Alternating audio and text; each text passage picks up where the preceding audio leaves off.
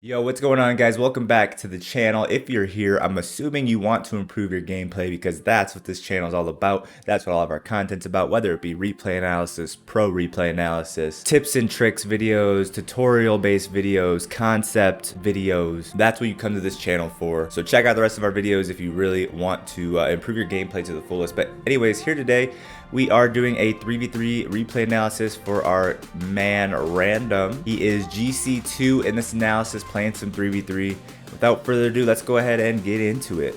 See what we can find, what flaws in the gameplay, what kinks in the armor we can find that Random can improve upon to keep climbing the ranks.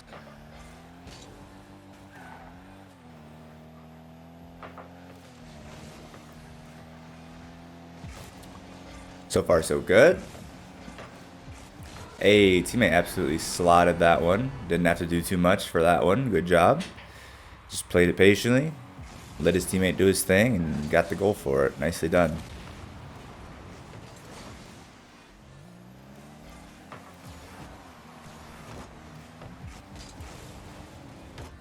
Good speed. Beat one. 50 the other.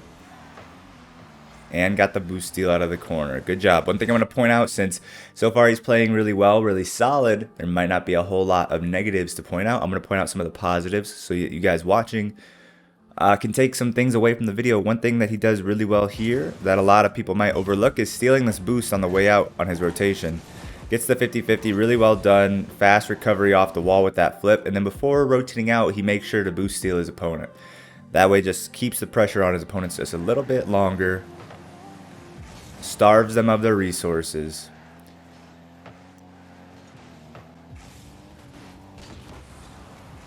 Nice.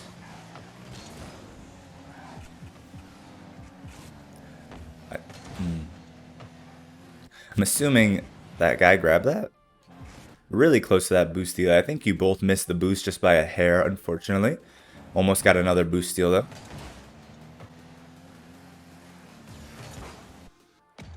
Now, one thing I'm looking at here is I do want to see you rotate out here, right? I do want to see you. You're not going for this ball, right? This is going up here and then up here. At no point are you ever going for this ball. You know that. I know that. Everyone watching knows that. This is never your ball. So instead of rotating into the play here, right, like this, instead of rotating into the play back to your corner where you are sort of in your teammate's way, right? If your teammate wants to come and challenge this and he drives up this way or aerials up this way to challenge for a little bit, you're both going to be contesting the same area. And in 3v3 especially, that's a big no-no, contesting the same area. And it will cause a lot of hesitation in your teammates if you are putting them in a position where if they go for the ball, they're going to be contesting the same area as you. So if you are rotating into the play and you're noticing your teammates not going for the ball, well, that's exactly why, because they don't want to put themselves in the same area, because 150-50 that he loses means that the ball is past both of you. So instead, what I want to see you do here, as soon as you realize you're not ever planning on going for this ball, rotate out this direction, pick up these pads. As you rotate back around towards the net, you could probably have 60, 70 boost. By the time you get back to net, your teammate can come and challenge the ball, and you can be following up behind him. So just one instance. I don't think we're going to see a lot of it because so far your rotations and positioning have been really good, but we'll see. Maybe that is something that you need to work on here.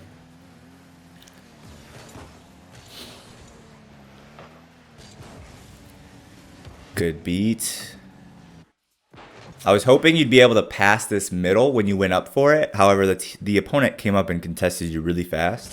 I don't think there was an opportunity to pass this because it is very risky to go for this pass with this angle he's challenging at, right? If you try to drop this to your right, he's sort of coming at that angle and he's coming pretty quickly. So it is risky to try to go for that pass, unfortunately. It would have been a nice pass to be able to go for. But nevertheless, a good beat. See how you play it out from here.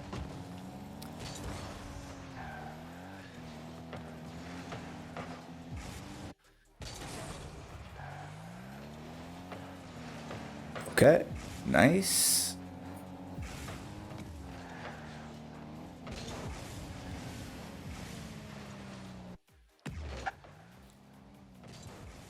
Good try.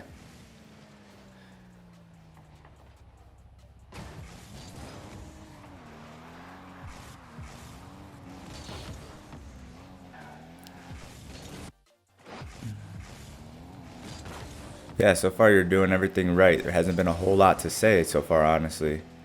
All right, you get the last pad.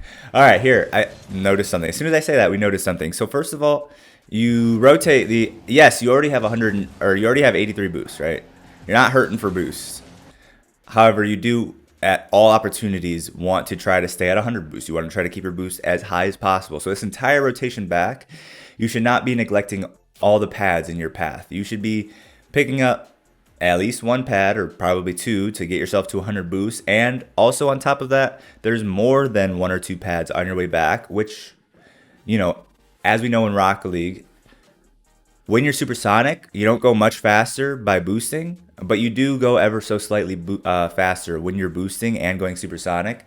So if you know, at this rank, every bit of speed counts. If you have the pads in front of you that are available and you're going to be pathing over them anyways, you can afford to boost even while supersonic in order to just go that slight extra bit faster, right? And then the second mistake that sort of goes hand in hand with that is you're rotating in directly into the middle of the net. That's a bad rotation. I'm not sure why you're rotating directly into the center of the net here, where once you arrive, you're awkwardly positioned in the net. Let's watch your arrival to the net. Look at this. You arrive in the same exact position as your teammate who's already there, and you've opened up the entire window behind you. If this play gets behind you, it's now behind both of you. If this pass is hard enough and fast enough out in this direction, no opponents are over there, thankfully. But if they were, this would be a completely open shot behind you. So that rotation straight into the middle of the net is a no-go. Whenever you're rotating into the net, you want to rotate to the post facing the play, to the back post facing the play.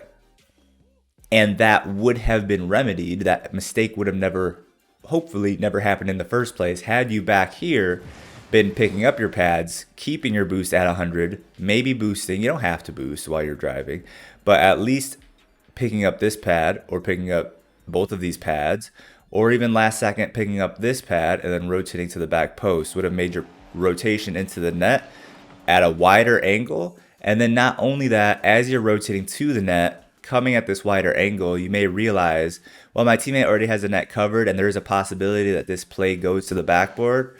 So I'm actually going to rotate up to the backboard here instead of staying at the post. Now, watching this play develop, if you're you rotating in from this direction, by the time you get here, there doesn't appear to be a lot of reason that you would have to go to the backboard here, right? That ball that he passed right there should have been your teammate challenging, not you. And then you'd be at the back post here.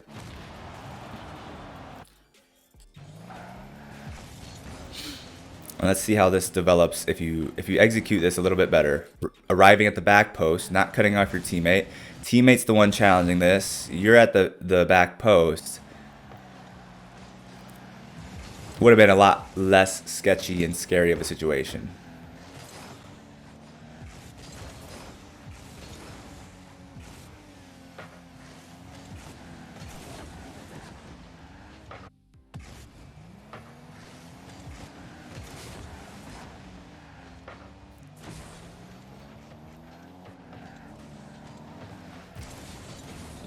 Ah, random, what are you doing? You were playing so well up until this point, and now it's just like you got something against Venom, like he was playing too slow at some point for you, and now you're pushing him. Like, I haven't seen any mistakes from Venom so far. I've seen you overcommitting so far. That rotation into the net, you rotated past Venom, and now you're just throwing yourself at the play here when Venom's already contesting it, and you're not doing anything except putting two bodies on one play. Right, Venom's still in complete control of this play. He's still got complete control of this. If somebody comes and challenges him, he 50s it. You wait for the 50-50. The result of the 50-50, you take the ball from there. But you don't interject yourself on a play when your teammate still has full control of it. Because now that 150-50 beat both of you, and if Loco wasn't positioned well here, wasn't back yet, gets demoed, that's a free net behind you guys.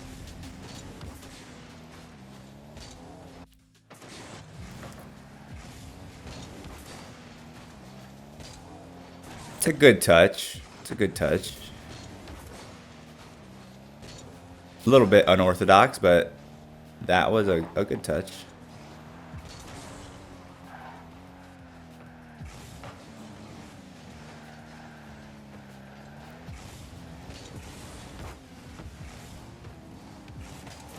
Okay. You guys are disliking each other right now. You guys are a full team. Oh my gosh. Okay, you might be trolling a little bit. So this analysis, you know, it might be a little trolly. That speed flip there, I mean, you kind of get a little lucky because you should be aerialing up for this ball. The only reason you hit this is because the touch that your opponent makes comes right down into you. I don't know if that was a mechanical misexecution or just a lapse in awareness, but if Wakey does not hit this ball directly down into you, you're not getting this touch. You should have been aerialing up for this ball. But hey, it worked out, and you actually got to go for it. A little lucky. But hey, we'll take that. We'll take that.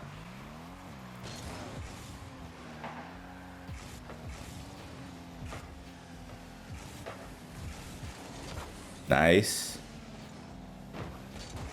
A little too aggressive. Gotta realize how much boost you have after this challenge here. Right? While you're falling here, if you're not aware of how much boost you have, you probably are, because let's go back. You have 100 at the start of this play, you use some to drive upfield, you use some to come challenge this ball. You should have an idea that you're not out of boost, but you are pretty low boost, right? You definitely should have an idea that you're about 30 boost without looking. But if you have to, on your way down on that descent, you could take a quick look at your boost and realize that you just need to realize that you're not reaching this ball. In my opinion, it's obvious you're not reaching this ball before you go for it. And it's a bit of an aggressive play to go twice in a row here, especially when you're low boost, because after you aerial up for this ball, you're going to be out of boost. And you want to avoid aerialing upwards into the air when you're going to be out of boost afterwards, because that means your recovery is going to take a really long time because you have no boost to speed up down to the ground, to boost towards the ground, or to use after you land to get yourself into position. So going up for that ball, you deplete all your boost, and now your rotation into position is going to be really slow.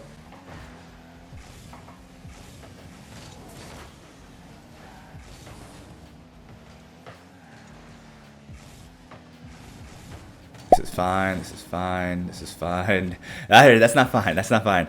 So this is fine. What I'm saying this is fine too is either one of you can decide to take this. And the obvious play here is to take it back to the corner. Either one of you are going to take this back to the corner and grab the boost. After you decide, okay, Venom's taking it, that's when you then hit the brakes, get behind him, let him grab the boost, and play it out.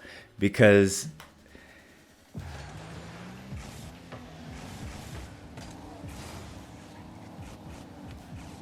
okay, you do eventually turn. I was hoping you weren't going to race him to the boost and try to take the boost from him. Good, okay. All right. I take that back. You did end up doing that. It just took a little longer than I expected.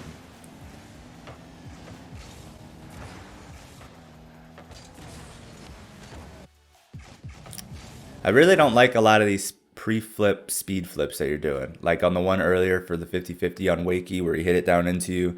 I think there was one before that as well.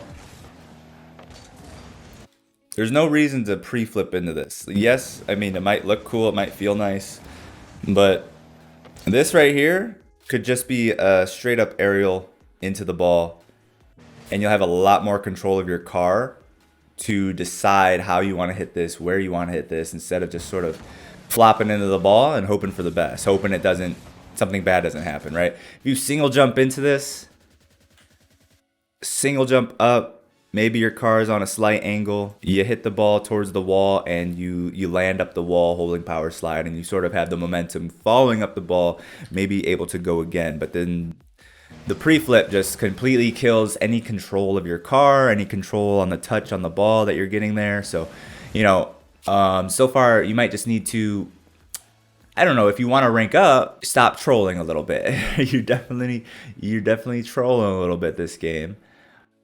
And if you want to rank up consistently, you need to, you got to take it more seriously. If you seriously want to rank up and you're submitting a replay analysis, I'm assuming you seriously want to rank up.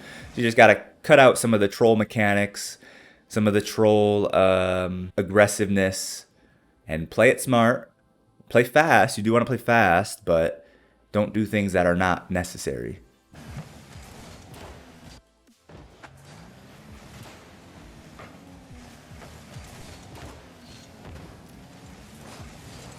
That was a little unfortunate.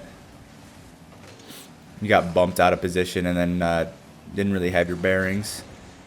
Kind of ended up double committing with your teammate, but like I said, it was a little unfortunate of a situation.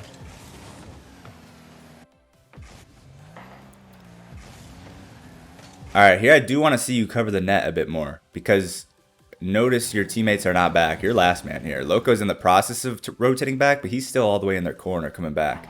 So once he gets this touch and he's set up here, if he actually shoots this, this is a goal. If he gets this on target or even to the midfield, this is a goal. So he just didn't realize that in the moment. But you should be seeing, even just out of your peripheral vision, both your teammates are in front of you. You're the last line of defense. So this positioning here, you're not doing anything. A shot or a pass here to midfield is a goal.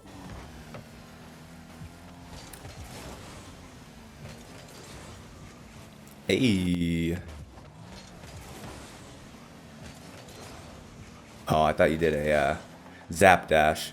I learned the zap dash literally yesterday. It's actually really easy for anyone who's maybe thinking about learning it or wanting to learn it. It's actually really easy to learn if you already know how to speed flip. But man, I do not recommend trying to implement it. I do not recommend trying to learn the zap dash unless you play like 8 to 10 hours a day and you can implement it very quickly into your game, because I have been trolling so many threes games lately, trying to zap dash around the field and find out when it's optimal to use it in a real game. Like, it throws off your positionings and your rotations so much trying to zap dash around the field when you probably shouldn't, or when you mess one up and then you're really out of position. Just a rant there. Unless you have like 8 to 10 hours a day to play to where you're going to be able to like master it within like a week, it's not going to be worth learning. Anyone else is just it's going to be more detrimental to your gameplay than beneficial. Spending the next year trying to master it. All right, let me go back. I was ranting.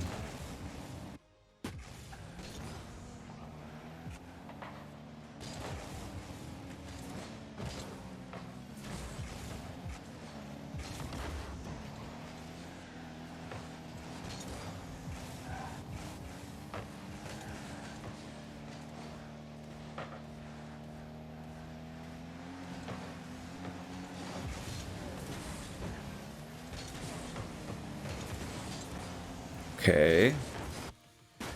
You are definitely very aggressive. Definitely very aggressive and not the most control-oriented player, but it hasn't been too bad so far.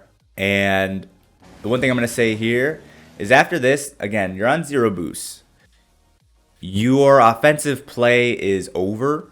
You shouldn't have the next touch on the ball, right? When it goes this direction here,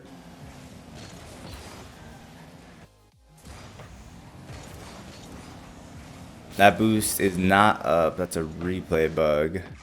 I don't know. Maybe you're waiting. Maybe you're challenging in this direction, hoping that boost comes up so that you can get some boost.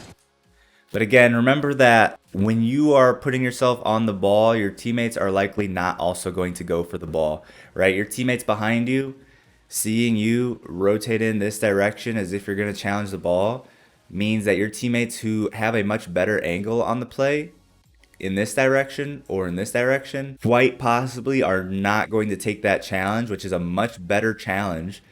You would much rather your teammates challenge from one of these two angles than you challenge the ball here. So yes, you might have had a chance of this boost spawning, in which case you get 100 boosts. But the downside is you being here is going to mean that your teammates don't end up coming to challenge the ball. So you always hear the meme, and I talked about it like last video or the video before, boost over ball, and how people meme on that. Here, this is sort of a similar situation, but instead of boost over ball, or instead of the meme being boost over ball, the meme here is boost over rotation, right? In this instance, it would have been better to stick to the rotation than to cut off your teammates here so that they can't come and challenge, because you at this angle aren't really doing anything on the ball. And in your head, it might look good, like, oh, I'm putting pressure on him, oh, I'm making him throw away the ball. But the fact of the matter is, you don't have to. Your teammates are already positioned in midfield. They can already be facing this direction, coming in this direction, and they can have the challenge on the ball. They can have a good challenge on the ball, a solid challenge that keeps them tied into their end, keeps them locked down on their end. But because you're cutting the rotation, you're cutting them off, and you are contesting the same area where they need to be to challenge this ball, they're not going to go. So going back one more time, you see here your teammate Venom is in position or or random, either one of them. Let's see them. Either one in this position is probably going to be Loco. I would hope Venom would come around this way, Loco would challenge. Venom fills the space that Loco's in. Loco goes and challenge your third man. You should probably be moving out after this challenge. That you after you hit the ball this direction and it went out this way, you should probably be rotating out this way, picking up pads. Again, Venom's coming where Loco's at. Loco's going for the ball. But instead, they notice you push into that corner. They see you. We go to random's point of view. Let's go to random's point of view. Not random, you're random. Let's go to Loco's point of view. You challenge. Ball goes to the corner. This should be Loco's ball. Loco should be pushing up on this. He does preemptively turn, but that's not your problem. This is Loco's problem. He should be coming and challenging this ball. He might have actually still been able to challenge this ball. He does turn around right at the last second. Man, I just keep having bad luck here where after I say something, they actually do it right after I say it. So bam, that turn puts him in position to come and challenge. Had you not been there.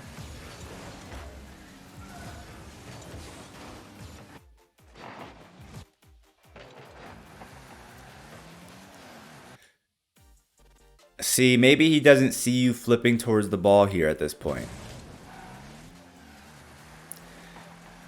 He doesn't see both his teammates contesting this play. Instead, he sees you rotating out, so he feels more confident to challenge. Or maybe Venom does want to challenge this ball. Let's see this from Venom's point of view. Bam. Okay, that happens.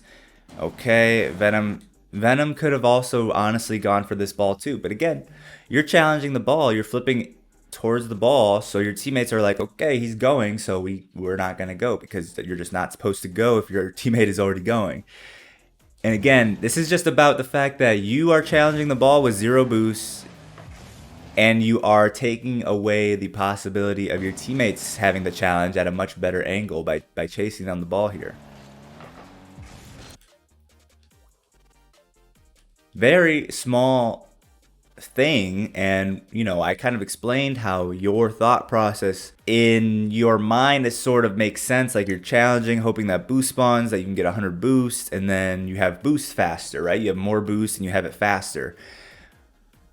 But the more beneficial play would have just been to rotate out. By the time you're at midfield, you have 30, 40, 50 boosts. Maybe you end up grabbing a midfield 100 boost. Maybe you have to rotate back on pads.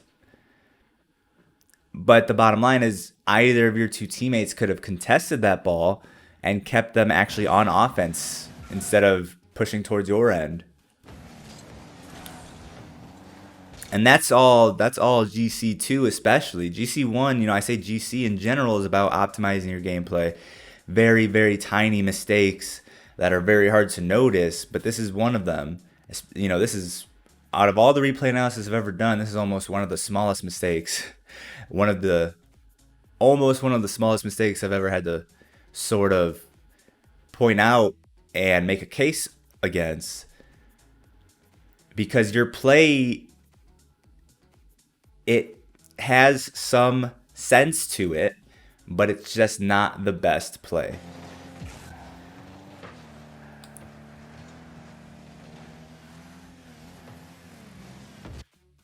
Okay, what's going on here?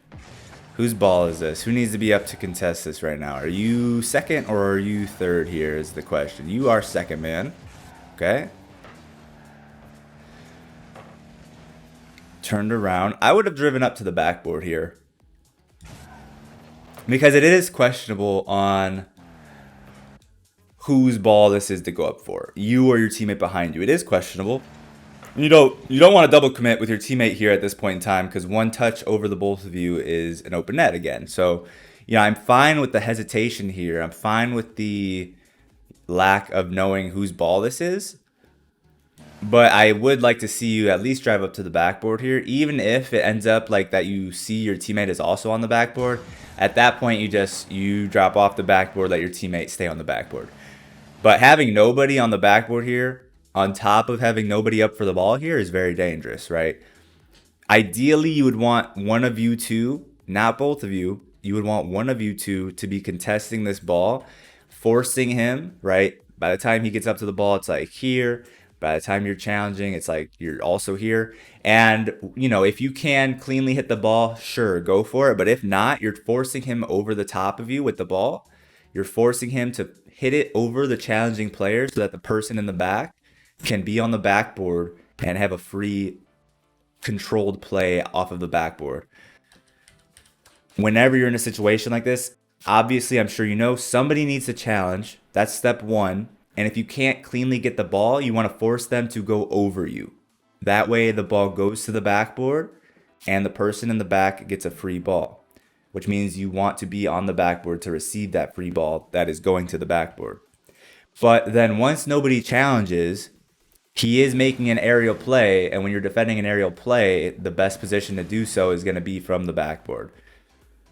So that's why you would have wanted to drive up to the backboard here in this situation, because he's making an aerial play. So defend the aerial play from the backboard. If you notice your teammate's already on the backboard, then you can jump off and take the ground. But you'd rather have both players on the backboard here than both players on the ground, for sure.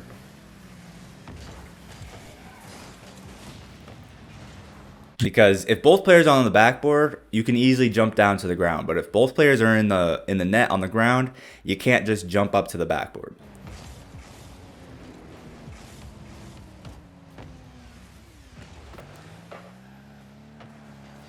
Nice, good finish. Oh, that's just GG. Nice. So I would say biggest takeaways from this game where you're very aggressive, and sometimes that aggressiveness, that aggression would put you out of position and cause you to do some unnecessary things, right? Some unnecessary pre-flips, unnecessary dives into the play, or cuts in rotation where you are not allowing your teammates to come in on a ball because you are not rotating out, essentially, is the easiest, simplest way to put it. Like, I'm going to be honest with you, you won this game, but your opponents didn't put up much of a fight. They didn't do much. And against better players, you probably would have gotten punished a lot. You probably would have gotten caught out of position a lot. Your over-aggressiveness would have gotten punished a lot. There's a difference between being aggressive and, let me rephrase that. Playing aggressive does not mean ball chasing. Playing aggressive means playing with no hesitation. It doesn't mean you're excused to make poor decisions. You still want to play fast like you did this game, but you do not want to sacrifice rotations and positioning in order to play fast. You can play fast while still making good decisions. You can rotate out of the play. You can rotate away from the ball, pathing over pads, maintaining your speed while you path over pads, and let your teammates come in on the challenge. You can not cut off your teammates in rotation while playing fast. You cannot dive into a play or onto a ball that your teammate already has possession of while playing fast. So, I mean, you looked good in this game, but if you're hard stuck in GC2, I would say that's probably the reason why, is your over aggressiveness led to about 3 or 4 bad plays that game. Which again, against better opponents, as you hit high GC2 and into GC3, you will get heavily punished for mistakes like those. Double committing on a ball, you'll get 50-50'd and you'll get scored on. Not covering the net when you're last man and there's a shootable ball or a passable ball to midfield for an open shot. You should have got punished for that. Having both players on the ground in the net towards the end there when a double tap is coming in. If that was me, I would have got punished for that. People love to clip on me, I swear. So overall, man, you look like you've got the mechanics to hang at GC2 for sure. But do I think that you've got the rotations and positioning and decision making to be GC3 and higher at the moment? Based on this gameplay, based on this replay, this game alone, this is all I have to go off of? No. I would say GC2 is a deserved rank based on what I saw here. But anyways, guys, that's going to be the video. Let me know if you agree with the things I said here. This was, as always, at around GC2 and higher. It's hard to do these analysis because the mistakes are so small and minute that it takes a lot more thinking and a lot more. I also just have less and less experience with doing analysis for higher and higher ranked players. Most of the analysis submitted are around diamond to champion. Probably like champion 1 and 2 are the most common. So I don't have as much repetition with saying and explaining the kind of mistakes that GC players make. So it takes me a little longer to sort of come up with the words and the way to say what I'm thinking, versus I see some champ make a mistake that I've seen 200 times. It's like I can just, the words, I've said them so many times that I'm able to just regurgitate them very, very easily. You know, let me know in the comments down below what you think. If you agreed with everything I said, if you caught anything I might have missed, leave a like on the video if you enjoyed the video. Subscribe if you're new to the channel, and check out some of the other videos. You know, I'm sure I've got a replay analysis for somebody that's your rank. If this isn't your rank, check them out. We got lots to choose from. Peace out. I'll see you guys in the next video.